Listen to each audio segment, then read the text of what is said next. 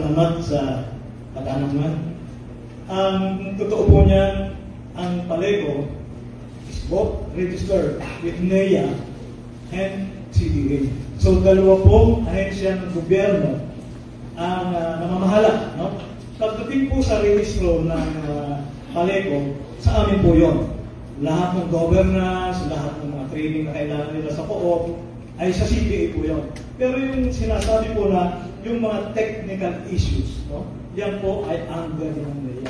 So, sa ngayon po, medyo may konti na naman kalituhan dahil ang pagpili po ng mga board of directors ng isang co-op na lehitimo registrado sa CDA, ito po ang nagdidesisyon ay ang General Assembly through General Election. Nagpapatawag po ng Assembly at doon po nagkakaroon ng butuhan dahil ang mas pinakamakapangyarihan sa lahat sa isang cooperative, hindi po ang board.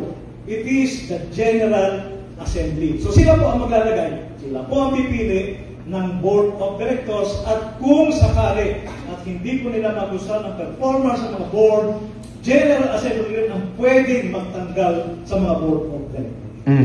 So, ano po ang reaksyon ninyo sa ginawa ng NEA? Hindi naman po ang General Assembly ang nagtanggal sa mga Board of Directors, kundi ang pamunuan ng National Electrification Administration at naglagay sila ng mga BOD na hindi nga membro ng Paleco, hindi nga taga Palawan, taga Visayas, taga Mindanao. Ano po ang reaksyon ninyo bilang Regional Director ng CDA? Director, bago po ninyo sagutin, karugtong po ng tanong ni Consel LG, dahil nabanggit ko kanina, may twofold areas of supervision po. Technical at saka administration po ata yung nababanggit ko kanina. So yung pagpili po ba through General Assembly ay technical na supposed to be under ng NEA? Tama po ba yun? Yung pong pagpili, malinaw po ito sa Republic of 9520. At yung pagpili po Na ang isang lehitimong cooperative registered with CDA, ang makapangyarihan sa lahat ay ang General Assembly na kung saan sila po yung naki-elect ng mga Board of Directors. At sila rin po yung nagtatanggal ng mga Board of Directors. So sa patawag ng Polimonsyal.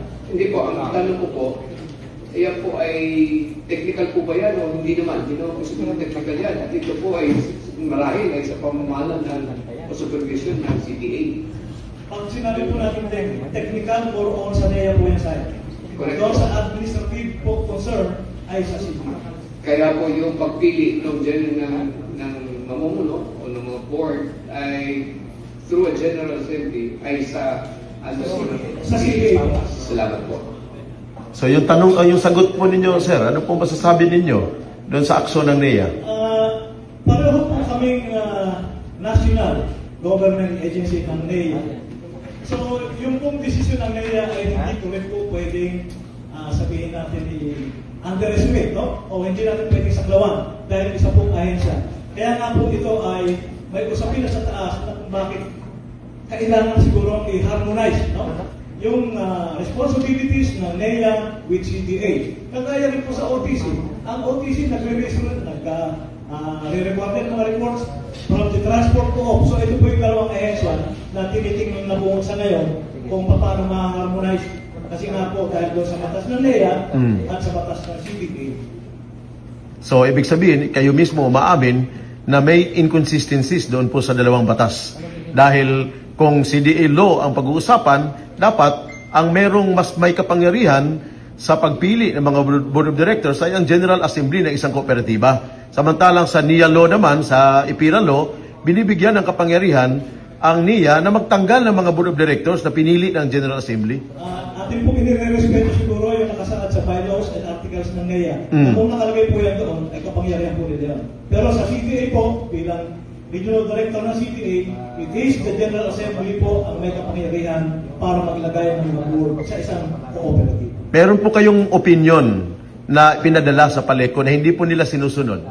Wala na po ba kayong gagawing hakbang para magiit? Yun pong opinion ninyo na yan. Katulad ng naririnig ko sa inyo, yun din ay nakasulat at pinadala ninyo sa Paleco. Binasa ko po yun. Tama po. Ang level po ng regional office namin is meron pa tayong tinatawag na central head office. So pag ganyan na po yung usapin, inire-refer na po namin yan sa aming central office para kung ano hambang ang kailangan nila. Dahil nagampanan na po ng regional office yung aming role na sabihin na yung decision namin. Pero since hindi sinusunod, so yan po ay pinantin na po namin sa central office. Pero magkagayon pa man, Mr. Presiding Officer, ako ay nagpapasalamat kay Director O dahil sa pagtindig sa karapatan ng mga member consumers ng Palawan Electric Cooperative. Yun lamang po. Thank you.